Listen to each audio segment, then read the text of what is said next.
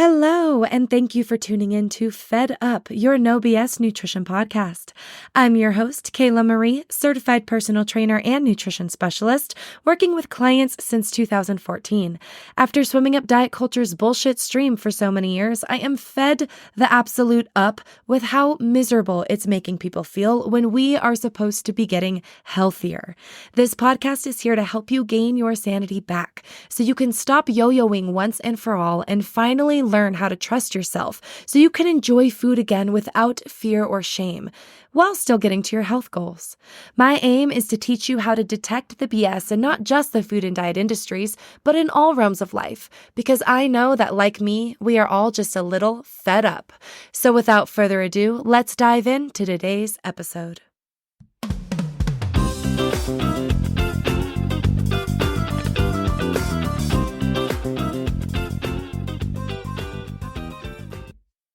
Hi, hello, and welcome back. Thanks for being here. Today we are picking on my very first victim. We are talking about fasting. Now, when I refer to fasting, we are talking about the dietary approach to limiting your window of feeding time in order to usually lose weight or improve health. I am not referring to the type of fasting that happens in a religious context. So Ramadan or a fast in the Bible, we're not talking about if you are giving up something in order to honor and serve your God. We are talking about restricting your feeding, specifically your eating time, usually in order to lose weight. Now, granted, some people might do this without wanting to lose weight. Maybe they're trying to just improve their health, and there's a lot of stuff out there that says, oh, there's other benefits to intermittent fasting for your hormones, for your insulin, for this, for that. We'll talk about that all today. So first, let's get into what is fasting. So fasting, as I just said, it is a time-restricted eating, or TRE, you'll see it abbreviated as. There are typically two main versions: an alternate day fast. One day you eat, one day you don't. The next day you eat, the next day you don't. 24 hours usually. And then the intermittent fasting that we oftentimes hear, it's usually what we're seeing in the media past years, possibly even a couple decades now. But you see these 6, 8, or even 10-hour feeding windows. So a lot of people will choose a window, and that could look like 10 a.m. to 6 p.m. So they don't eat before 10 a.m. or after 6 p.m., but they can maybe eat whatever they want in between. Oftentimes you'll see keto paired with IF. We'll talk about that a little bit, but I do want to preface this by talking about who this could work for. So as we've mentioned in previous episodes, the biggest indicator of a quote unquote dietary success is sticking to something long enough to see that success and not regain the weight or, revert back to your old habits, essentially, which is what's going to lead to that weight gain, right? So what we want to do is, if you are somebody who you've been alternate day fasting or intermittent fasting for years and it works for you, you enjoy it, you're not struggling as hard as some people really would with this, have at it. I'm not here to stop you. I'm not here to convince you why you should stop and you're ruining your health because of it, blah, blah, blah. Because some people, this could really work for, and it could be incredibly beneficial, incredibly helpful tool. So you just have to understand who it's for and who it's not. So let's talk about one of my clients I used to have who she did alternate day fasting for the last 20 years. And when she started training with me, she told me this and I was like, what? And I was a baby trainer at the time too. So I was like, I'm not even going to touch on that. You ate today though, right? And so she would work out with me on the days that she ate. And then on the other days she didn't eat. And I was kind of just more curious about this. Like, you go all day without eating. Are you hungry? Do you get dizzy? Like, what happens?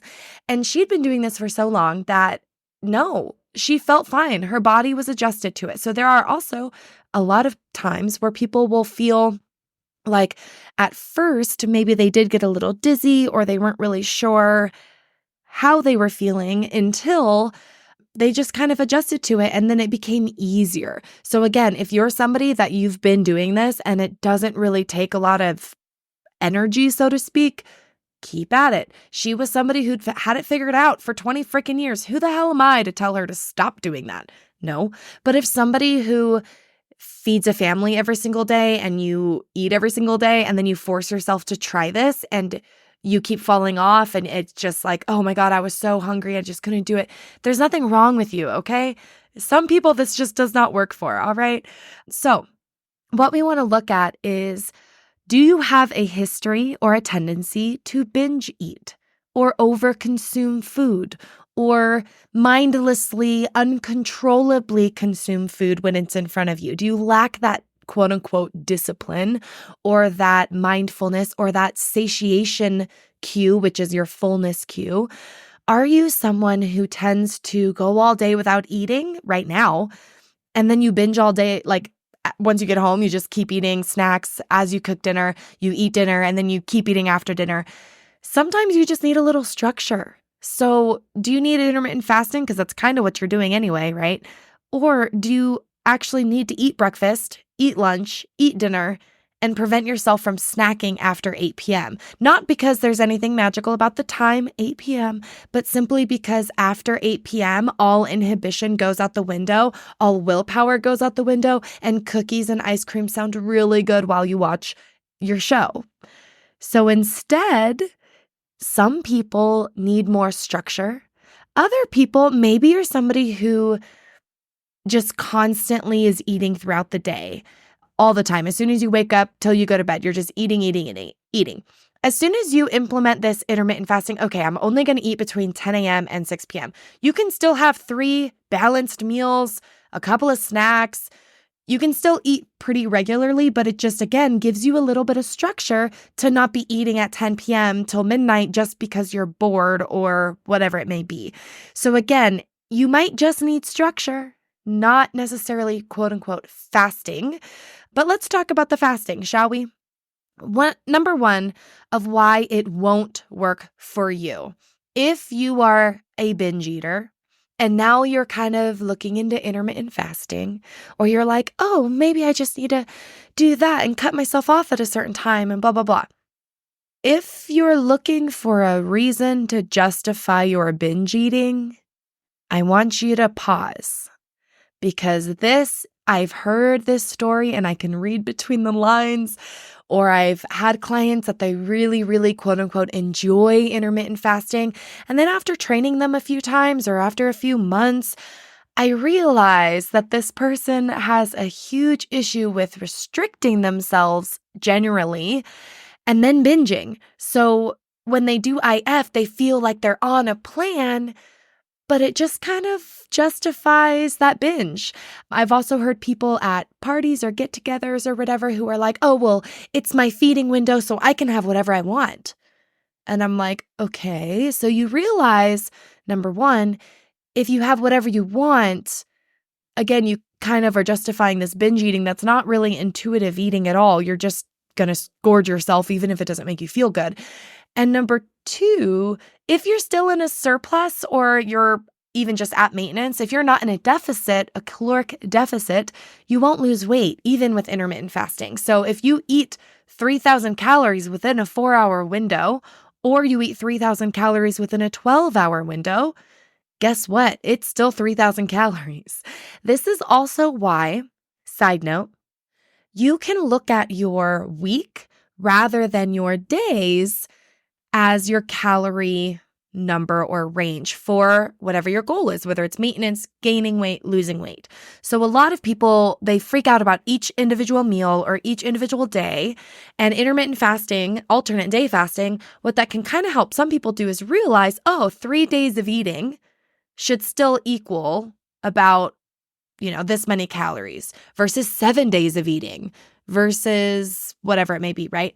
So if you distribute your calories throughout the week for you, oh man, magic, guys. If you are somebody who's tracking or you're interested in tracking whatever it may be, and every single day has to be perfect, has to be the same exact number, no. Get flexible, look at your week. What we want to look at is, you have dinner planned on Friday or a date night, or you're cooking something, or you want to go out for ice cream, like you can plan a little bit more calories. This is different than restricting or overcompensating because you overate without planning. So when you hear about carb cycling or alternate day fasting or any of these measures, what we're looking at is you still have to be in a caloric range for that goal, if your goal is weight change, for the whole week. And also, if you have little kids, children are shown, I can link this study in the show notes because this was fascinating when I read this recently, where children are incredibly good at regulating their calorie or their energy intake, even without knowing what's in the food, right? Kids don't know that this contains 100 calories, this contains 500 calories. When you eat the food, your body knows how much calories it contains.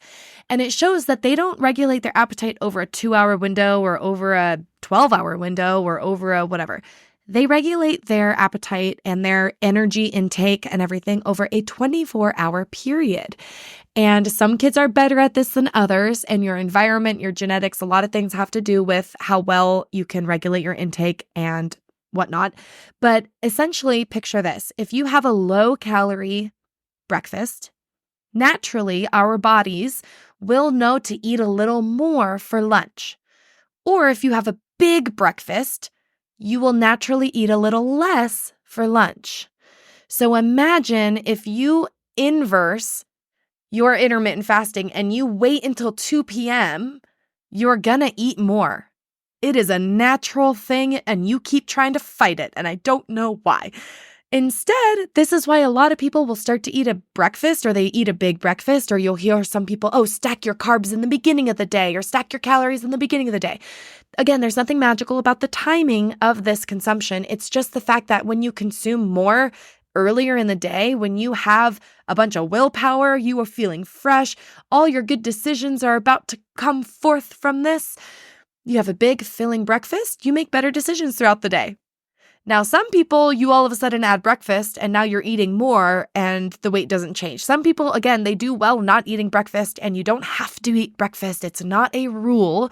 But about 80% of people, this is again a study, I'm not pulling it out of my ass. It's like I think 78% of people. So almost 80% of people who maintain their weight loss after a year show that they eat breakfast. Now, what that also means is 20% of you don't have to eat breakfast and you can still maintain your weight, right? But 8 out of 10 people probably should be eating breakfast because it helps with appetite control later on. It helps you feel full so you don't overeat later.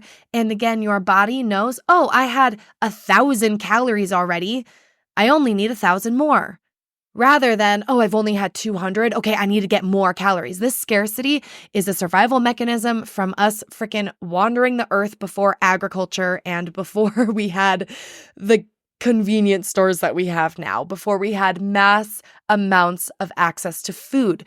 We used to not, so everything's in scarcity mindset. Remind yourself that. When you are trying to diet, stop having this, stop having that, you are forcing yourself more and more into this scarcity mindset, which human beings and animals are already in.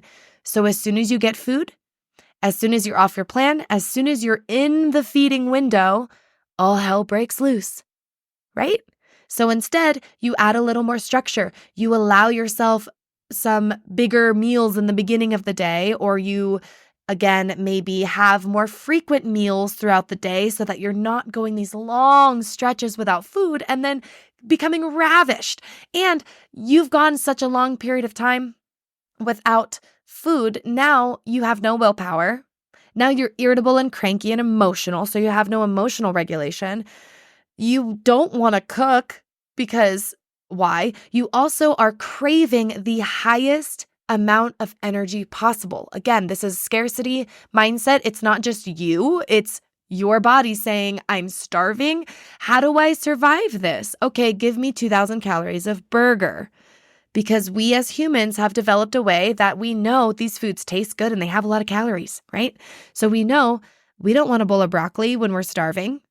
Not just because it doesn't taste good, it's because our bodies are like, that's not enough. We need fat, we need sugar, we need protein, we need energy, we need calories. So moving forward here, a lot of the benefits from fasting that you hear are the same, SAER, the same as caloric restriction. So a 10 to 20% general caloric restriction throughout the day, throughout your week, however you're looking at it, does the same for autophagy. I can never say the word right because I always read it. Anyway, the ways that your cell turnover, right? You always hear that. Oh, you want to increase your cell turnover, blah, blah, blah. Guess what? That is seen the same exact way in just a general, mild, moderate, appropriate calorie restriction. Autophagy? I don't know how to say it. I even took anatomy and physiology and I don't remember how my professor says it. Anyway, even when you're looking at insulin, when you first start fasting, you might see this huge insulin response during your feeding time, right? Over time, if you stick to that feeding window, you see less insulin response over time. It's just a thing. But also, if you're intermittent fasting, most people will end up eating full meals during their feeding window. They're not snacking anymore. So you're not going to see those glucose spikes. We'll have another episode on glucose, but remember that glucose spikes are not in and of itself inherently bad or dangerous, especially for those that are not pre-diabetic or diabetic 1 or 2. So if you have a glucose spike after eating carbohydrates, totally normal. It should come back down. If it does not come back down, we're concerned. If it does, you're fine. Your body's working how it's supposed to. And if you're diabetic, mind you, you are definitely not fasting. A low glucose, hypoglycemia, is the thing that's fatal for diabetics, not high glucose. But what it indicates is that your body can't regulate the glucose because of the insulin response. It's an insulin inhibition, right? When you have insulin resistance. When you don't have that, you don't have to worry because your body's doing what it's doing. But over time, if you're intermittent fasting, your insulin and your glucose spikes will kind of mellow out a little bit. But again, if you're just eating regularly throughout the day, screw intermittent fasting and you're eating balanced meals, meaning it has protein, carbs, and fats. Even if not every single meal has that, by the way, again, we'll talk about that. Macros are great. Balanced meals are great. But I freaking hate when people try to make that black and white and are like, well, you should never have naked carbs, never have a carb by itself, never just eat fruit, never just have a piece of toast. You know what? I will. And you can shove it. You ask any marathoner or anybody who is like finishing a marathon what they need first. It is pure naked carbs. Okay, so up yours. Anyway, back to fasting. When you look at people who are eating throughout the day regularly, you can regulate your appetite a little better so you're not binging and you're not feeling out of control. You're much more able to make healthful, thoughtful decisions. When you're starving yourself all morning and now it's your feeding window, you got to be careful with what happens. And this is why most people, I wouldn't recommend it. But again, there are few people who this would work well for. Freaking fine.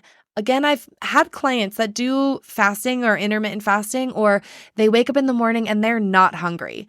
So they're like, well, I kind of accidentally do intermittent fasting because I don't eat until about 1, and then I have lunch and I kind of have a big lunch. And then I might have like a snack before the gym around 4. I go work out and then I go home and have dinner. I have 2 meals a day and a little snack. That works really well for a lot of people too. And they're kind of doing intermittent fasting without even meaning to. Again, there's nothing magical about it. I'm not going to put them up on a pedestal and be like, see, it works for this person, because this person's probably just been naturally eating like that and it freaking is fine. I don't care. When you don't eat like that and you're forcing yourself to deny your hunger and then you're binging because it's your feeding window, I need you to second guess yourself. I need you to double check your motives and your intentions and your welfare, because I know you're not well. And if you're listening to some guru on YouTube be like, intermittent fasting, this is the way to it. Okay, again, this is somebody who's fine just eating like 2 big meals a day and like their whole life is looking like a bodybuilder or being a doctor talking about their fasting because they wrote a book, and they're probably selling supplements that you should take during your fasting, right? Right? Am I wrong? Tell me I'm wrong. I'm not wrong because I see it all over my social media. I also will pick on, I won't name it now, but there's a certain fasting protocol. I think it's 7 days.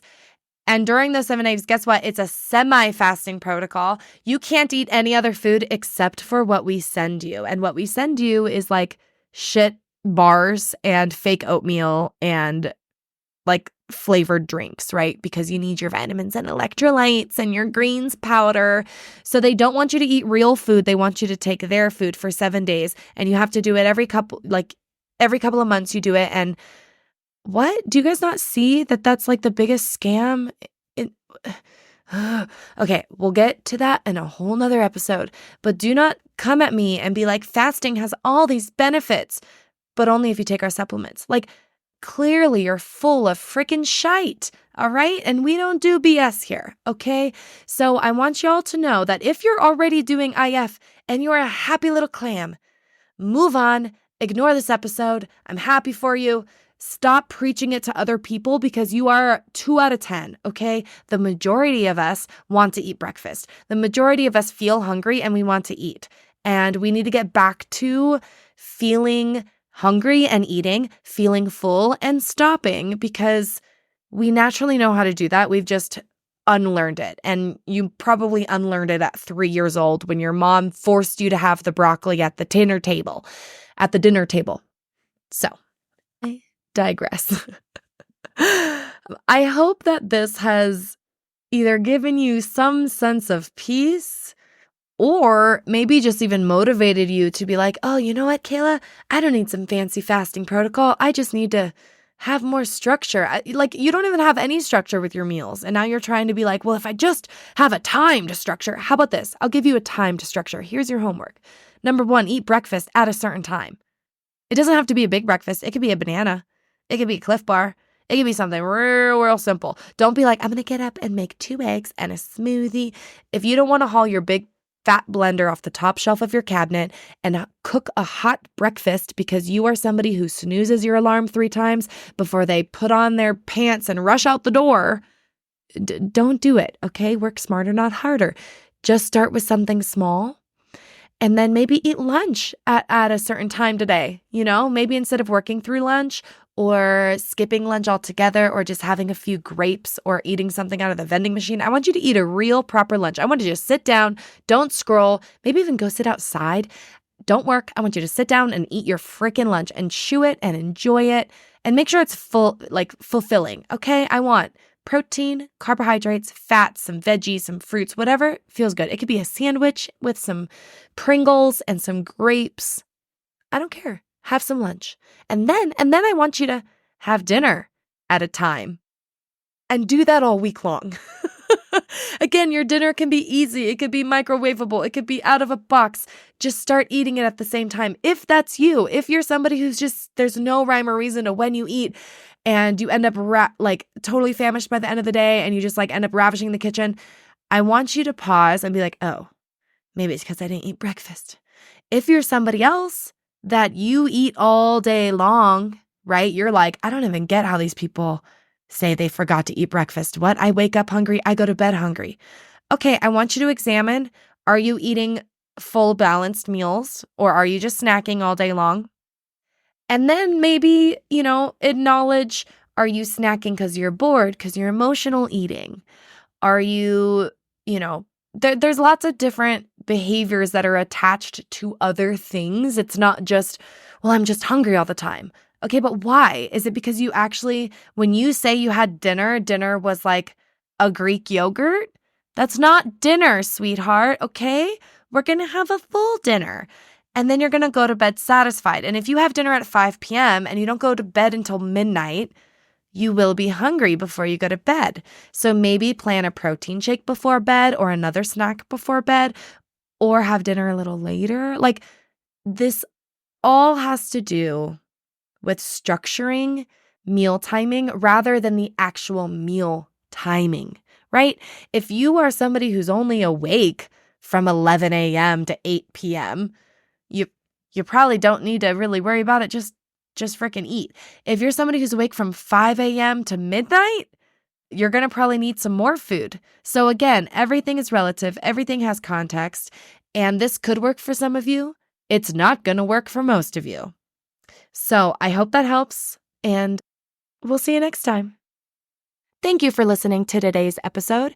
If you enjoy my content, please share it with a friend and leave a 5-star review wherever you are listening from. If you are looking for more, you can find me at KaylaMarieFitness.com or on Instagram at KaylaMarie_fit. I do offer one-to-one nutrition counseling, starting with my new client course, Nutrition Essentials, your first 30 days. You can find out more and enroll on my website. If you're a podcast listener, use the code CARB, C-A-R-B, for 10% off your enrollment. And if you're a weightlifter, beginner, or pro, consider joining my online Lift Club, an expertly designed 12-month training program with a community chat room, weekly office hours with moi, and 4 full-body gym routines per week. We're getting strong AF without neglecting our functionality or athleticism, and I do have month-to-month options available. I will talk at you all next week. Thanks again for being here. Bye-bye for now.